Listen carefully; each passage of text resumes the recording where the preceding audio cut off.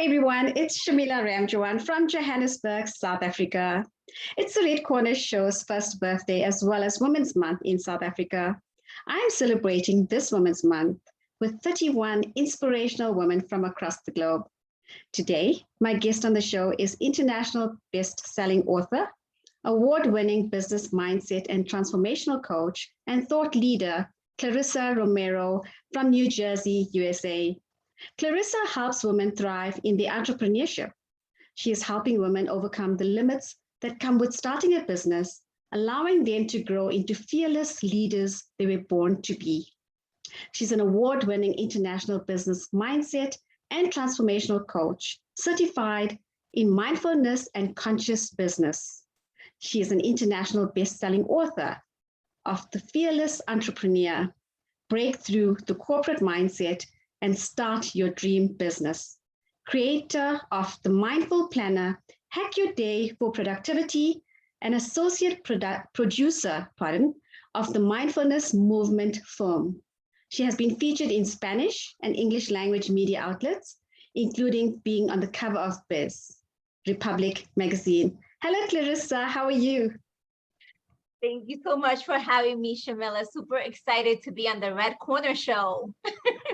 It's only a pleasure. It's like such a mouthful. You know, your bio is so impressive that I was getting so confused.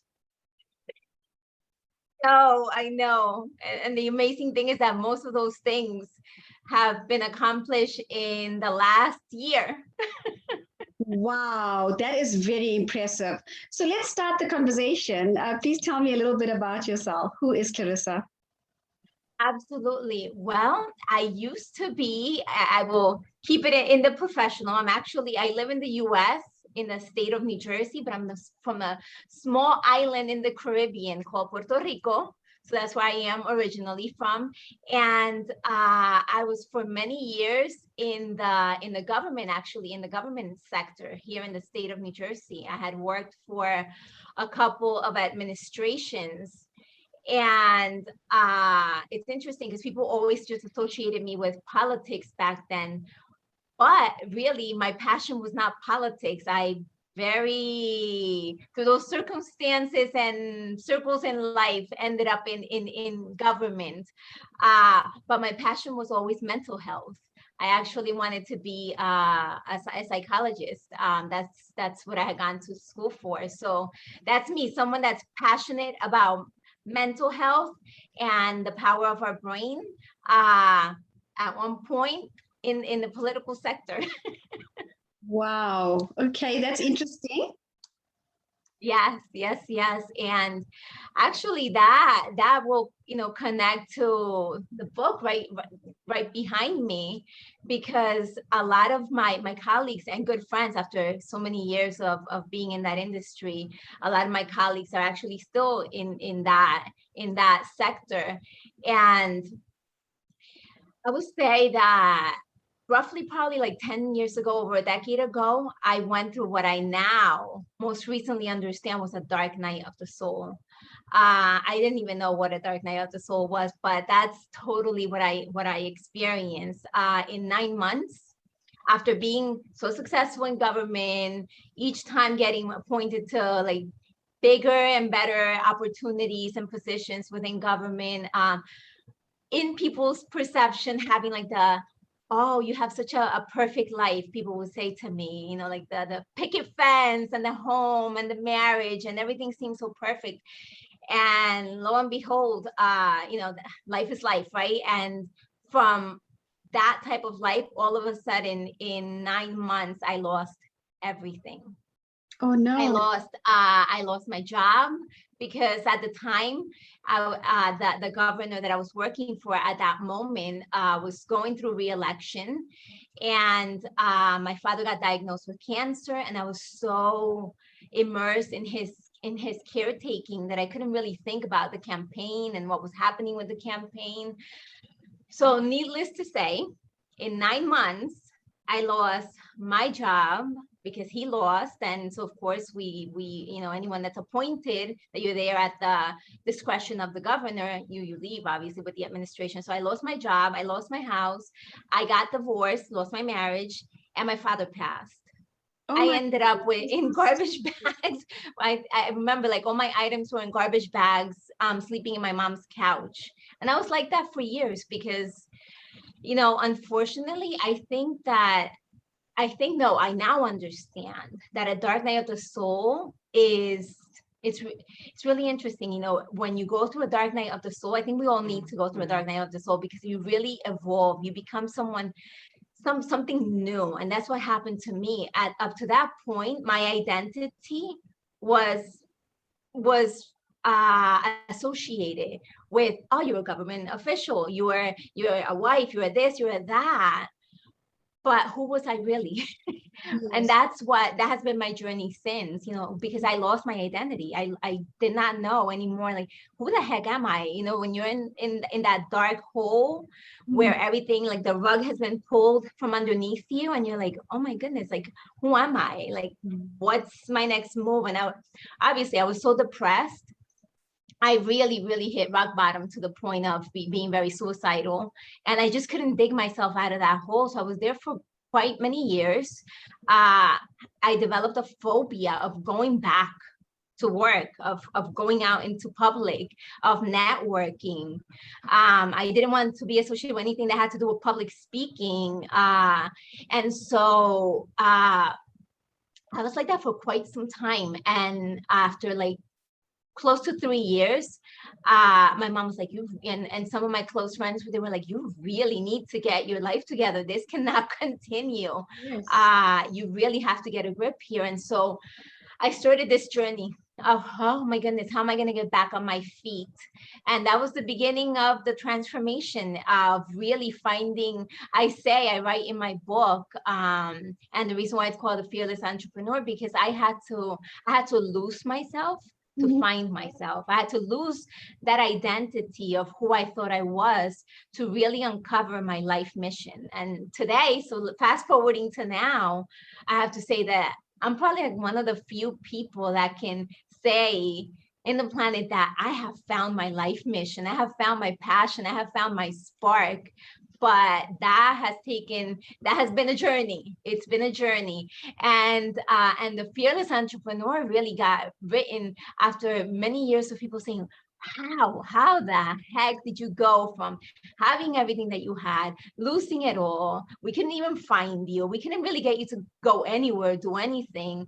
How did you go from that to who you are now? They just cannot comprehend it. We're like, how the heck could I do that? Because especially in my line of business where I focus so much on mindfulness and bringing that compassion and that emotional intelligence into the workplace, they're like, who's going to hire you for that? Well, guess what? There is a need for that.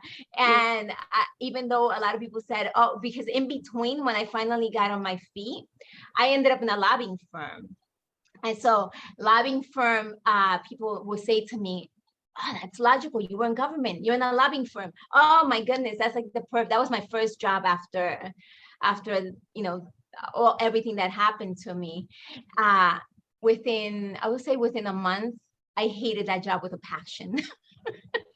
Yes. That was not my calling. Yes. I couldn't stand it. It's so weird because you know exactly where you're a best fit for yourself. Yeah. When we're young, we're vulnerable, we get into any job because we need the job. But as you grow older, you know exactly where you want to be. And that was me, when younger. If someone said, oh, for example, when I graduated from college and started pursuing my psychology, and I was working for a clinical psychologist, in fact, I deviated. This was my first job, right before going to government. I met all these people. There was at the time there was a gubernatorial race, and I met some people networking, and that's how I ended up in government. And because they encouraged me, oh, you should come and do this. Oh, sure, that's a great opportunity. I even changed my master's and deviated away from my passion because I was listening to other people. When we're young, that sometimes happens. You listen to other people, you think other people know better than you, or what your heart tells you. Absolutely. It's just peer pressure. Yeah. And that's exactly what it was. But full circle, everything that happened to me, and in having to discover how I could help myself, I learned so much once again about the mind. That's why I attribute mindfulness to saving my life, because learning about mindfulness, learning the brain science in particular, that's my passion.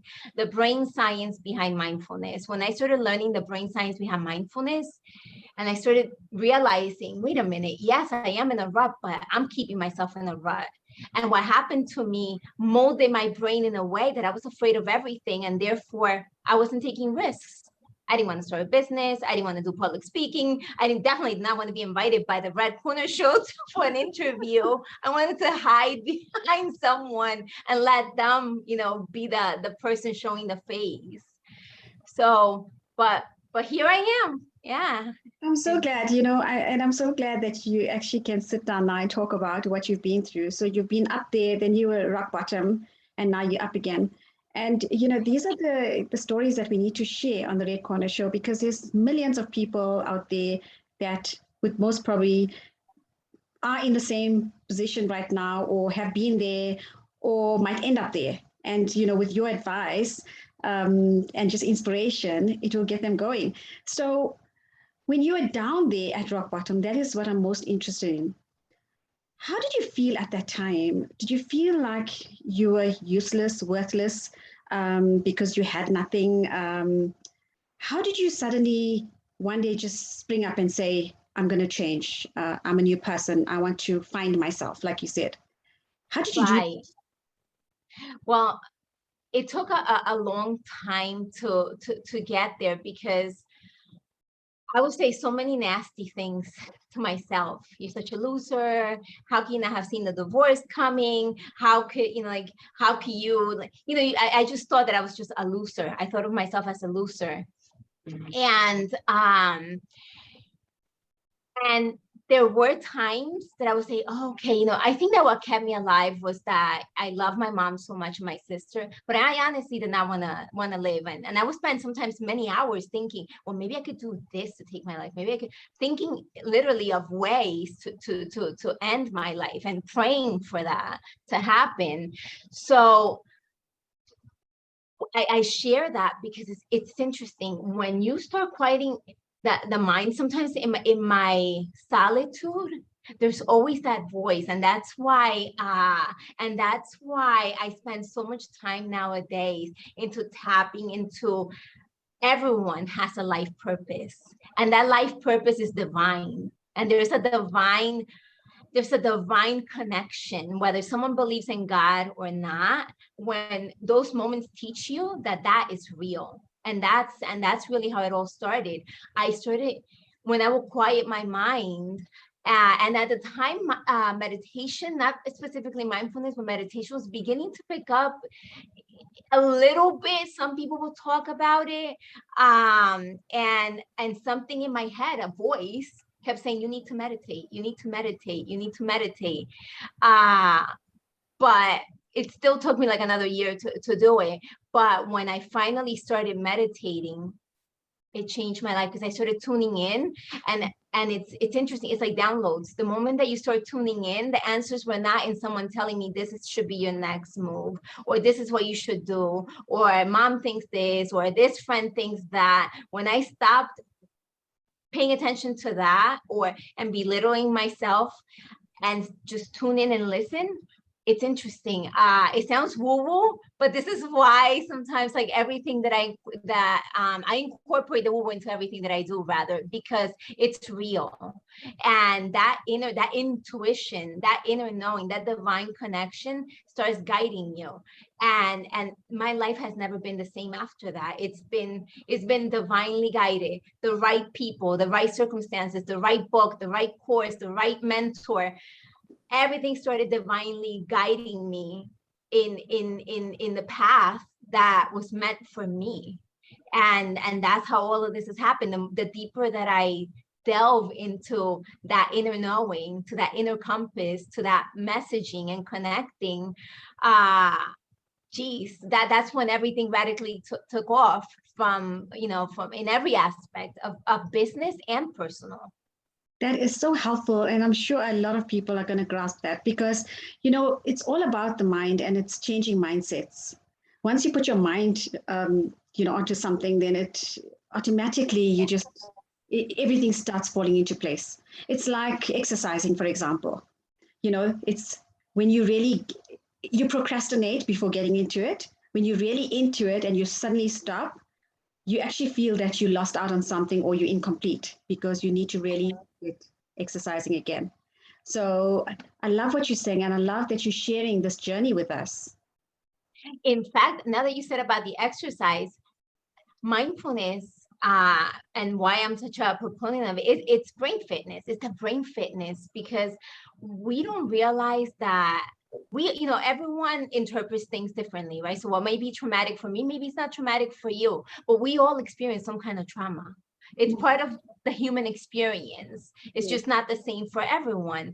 And when we don't understand what happens to different parts of our brain, like our emotional brain, it's very limiting. It's very limiting. And so it's a handicap when you don't understand simple, basic neuroscience. And I say, I'm not a neuroscientist, but I understand the basic science that when you've had trauma in your life and certain experiences in life, they mold the part of your brain that's the fear center. And in my case, the shock of so many things happening to me in 9 months threw me in such a spiral that everything was scary. Everything was scary, but I did not realize that it was the experiences that were making me feel that everything was scary, that everything was like hopeless. Mm-hmm. So we really do it really is at the end of the day, really about the mind, the power of the mind. Yes, for sure. So you started a business, you were rock bottom, you started a business. What were the fears or challenges that you faced? So I realized and interesting, once again, I wasn't fully listening to my intuition. When I was at that lobbying firm, I almost had to get kicked out. So, and I tell you this because I was already on a path of practicing mindfulness and meditation, and even taking on a project at a urban school, teaching mindfulness to children. And yet I wasn't realizing that was my calling. I was still holding on to a job for the security and the fear of starting something new, until basically I got kicked out again. The universe, had it planned where they had to lay me off and I was unemployed, and it pushed me to then say, oh my goodness, okay, maybe I should pay attention, that maybe there's something here. Because within 1 week I got offered another project, and that's what started my business. But when I started my business, it's interesting. I struggled for a whole year before I would call myself the founder and CEO of my company. Wow. I was so afraid of I say that now. I didn't realize that I was afraid of owning it. And I realized that in the beginning, I think my whole trajectory would have been even more faster if it hadn't been for the fact that I had to fight all my fears. Fear of actually succeeding, which sounds crazy. Like who doesn't want to be successful? It sounds insane, but I was afraid of succeeding because I was afraid of having to show up, having to give my face. I was still battling that insecurity and those phobias. So it's been a journey of working on all of that. But that's why I say that the brain science is so important. I've had for like 2 years, I've had to work so hard on reprogramming how my neurons had programmed my emotional brain, because it was keeping me from accepting. A lot of my colleagues in the government sector were offering me opportunities to get interviewed, and I was turning them down. Opportunities to go do a presentation, and I was turning them down because I would say, well, how many people are going to be there? And the bigger the audience, the quicker I would say, oh, I have another thing on my schedule. It's crazy, because most people, you think that you become an entrepreneur, you grab, and I would grab every opportunity, but if it was too big, I would turn it down. Or if it was too visual, I would turn it down for fear of being in camera, of just showing up. So I really had to battle all that anxiety of being seen. And I guess I had to dig deep, and I was like, well, what am I afraid of? What? That I'm going to make a mistake, that I'm going to say something wrong? And really, I had to work on all of that, but I know what I'm talking about. So why am I? And I had to like reprogram and talk myself out of that so I could go and be visual. Yes, but I can understand. I can completely understand what you're saying, because Even now, if I have to speak to an audience, I'm so used to it, but if I have to speak to an audience, I still have that. You become overwhelmed and you have that fear and whatever. But once you get into it, you own your content. So, you just go there and talk. But it's just plucking that courage to just get onto that stage and speak. And that's, and that connects to the title of my book, because a lot of people would say to me, well, one, they wanted for me to teach them, how the heck did you do it, right? But they would say, you're so fearless. You're so fearless. So you never have fear. To today, what you just said will always be the case, but you learn to manage it. And that's the difference. So I say to people, becoming that fearless entrepreneur does not mean that you will never, ever have fear again. No, contrary. If I stop having fear, that means I'm not like letting myself grow, that I'm not dreaming big enough, because we should always have some kind of element of fear, yes. But we learn to manage. So you learn to manage it, and I had to learn to manage it. Absolutely. So just as a mindset and transformational coach, what do you think is success? How would you define success, and what sort of habits do you have in terms of success? So, I always have to start this, because people will point it out. So success is relative, right? How I define myself being successful may not be the way that you define it or someone else, right? But I think that for me, success is not just being able to get up and do what I love to do every day professionally, but also personally, having complete well-being. People don't understand that abundance and well-being it's holistic. It's your health, it's your relationships, it's the experiences. So that's how I define. So I want to start with success. And in order to keep operating that way, I have developed, and I had to think about this. And that's why now I have like all these different techniques and steps that I teach people, because people kept asking exactly, what do you do? Well, everything that I do is about priming the brain because of what I experienced, because that was my biggest challenge. That fear was getting in the way and limiting me, and my traumas. So it's about priming the brain, and the fact that we all are living in a society that moves so fast that it also activates that same brain center of when you have trauma. So learning that was like a radical game changer for me too, because I realized just the fact that we live a fast-paced life, we need to prime our brain. So every day and every night I have a series of things that I do to prime my brain, and I prime it by practicing brain fitness, which is the formal aspect of mindfulness, which it hacks our attention cycle, because we lose focus, and we have a biological predisposition to do that as human beings. So I prime my brain with brain fitness, but I also have a series of routines. I learned how to work with fragrances. So if I need to stay alert and focus, I work with certain fragrances that go and, through your olfactory sense straight to your brain and activate that part of the brain that keeps you focused. Or at night when I need to relax, I work with essential oils and different aromas to soothe and bring down my system, to calm down so I can sleep better. All of that is, people think, oh, well, why are you incorporating that? Because if you don't incorporate priming your brain through external things that will send a signal to calm down or to focus, you're not going to be able to achieve, your goals. You're not going to be able to prioritize. You're going to let everything in, and you're not going to know what to filter out. That's not a priority. And that's why I say within the last year and a half is when I launched my book, which became a bestseller. I'm about to launch it in Spanish at the end of next month. Oh my goodness. I'm in another book, and I mention all of this because not to say, oh, great, look what I did. No, but look at what is possible when we prime our brain, when we know how to prioritize, when we know how to hack that attention cycle. What I couldn't achieve in 5 years, I've achieved it in a year and a half. Have an 8-week course, it's like I could just keep on going, the amount of things that are possible. And it's not that I have more time than you or someone else. I know how to hack time. I know how to bend time. Yes, for so sure. all about hacking brain. Before you go there, this book, is this on Amazon? Yes.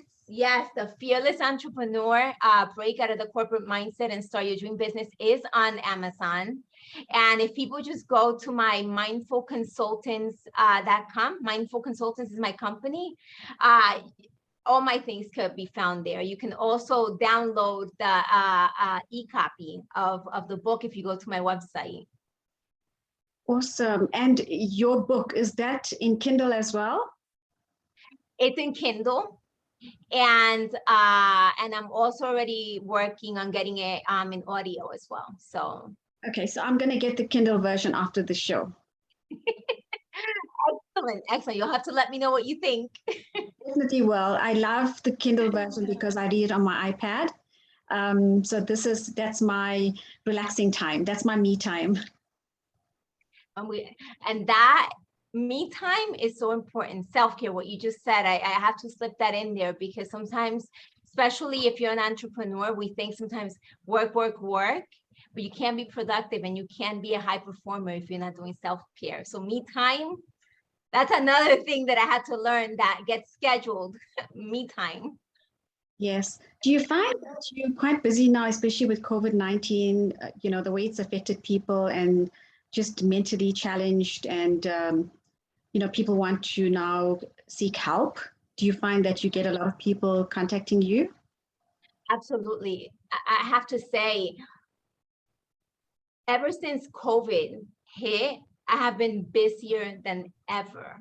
I actually have a wait list and had to actually turn some stuff down because mental health and priming the brain became so important. Even though I have been talking about how important it was to prime your brain so we could be resilient, because it's about resilience. Right now, if the people that are lacking resilience are not doing well, they're not doing well at their jobs, they're not doing well just thriving, and this is global. This is the first time that as a global humanity we're facing such crises together all at once, right? Sometimes something happens, it happens in one nation, in one country, but as a planet we're experiencing this together, and it's about resilience. Yes. It's the resilient folks that are going to get through, because if you're not resilient, then your immune system's compromised. And never has it been more important to have your immune system strong and healthy. And that is, it's very interesting how it's all full circle. It goes back to the mind, to that mindset. So and I have been swamped. Clarisa, how do you actually conduct your sessions? Is it now on Zoom? Or are you still doing now? Yes. Before COVID, I did a lot in person. When COVID happened, I went totally virtual. Everything's online. I do my private sessions, my presentations, obviously my interview, everything via Zoom. Okay. So if people want to contact you, you can now provide sessions for people across the globe. Yes, that's why I said that my business boomed.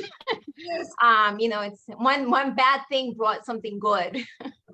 Yes, I speak to a lot of people, and there are a lot of positives that came out of COVID-19, especially with people working from home, in terms of upskilling themselves and seeking help, with people like you as well. I think it's important. It shouldn't be ignored. If people want to talk to someone, they should just talk to someone and chat about it. If something's bothering them, it's so important, especially with all of us right now, what we're going through with COVID-19.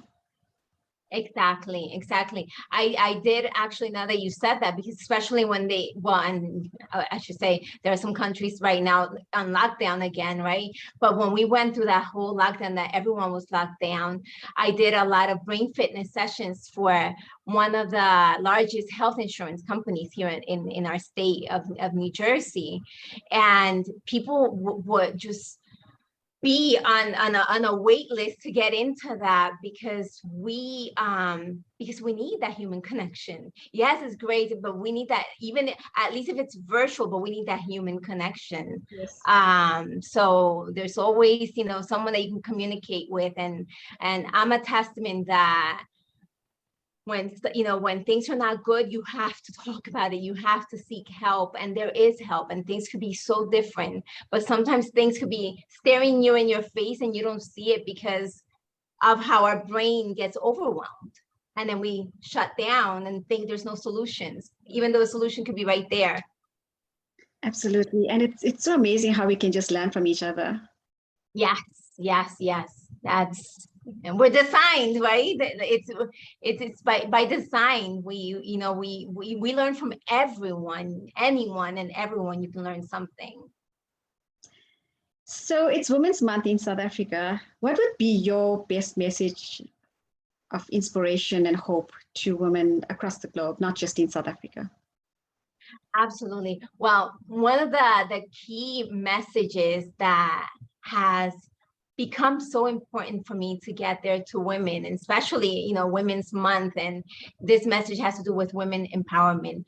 We're living two things. We're living in a very, yes, there's turbulent crisis, all of that. Yes, it's a reality. But what I like to focus and get the message out there to women and anyone listening is that we're living in the golden age of brain science. And what that means is that anything is possible, and we're very powerful. We have a lot of untapped hidden potential that we don't know when we don't understand that truth. And we're also living during a time that's called the return of the divine feminine. And what that means is that whether you're a woman or a man, we all have feminine energy. And that's about tuning in, honing in to that intuition that I was talking about earlier, and the power that comes with that, and the focus, the collaboration, that concept of fighting for power, or the fittest, the survival of the fittest.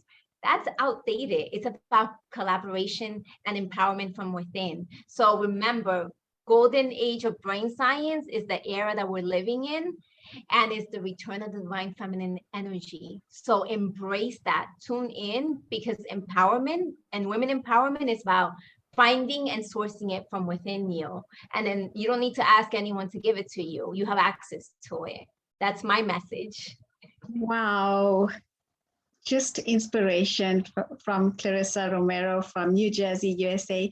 Thank you so much for joining me on the Red Corner Show. I'm inspired, and I'm sure you're going to inspire thousands of people. Keep up the amazing work that you do. Fantastic. And I'd like to chat to you again where I have more time, because I could listen to you forever. This was amazing, Shamila. I love it. Thank you so much for this opportunity. I look forward to another one. It's only a pleasure. To the audience, if you would like to be on my show, please drop me an email, redcornershow@gmail.com. And you too can inspire others, just like Clarisa. Take care. All the best. Bye.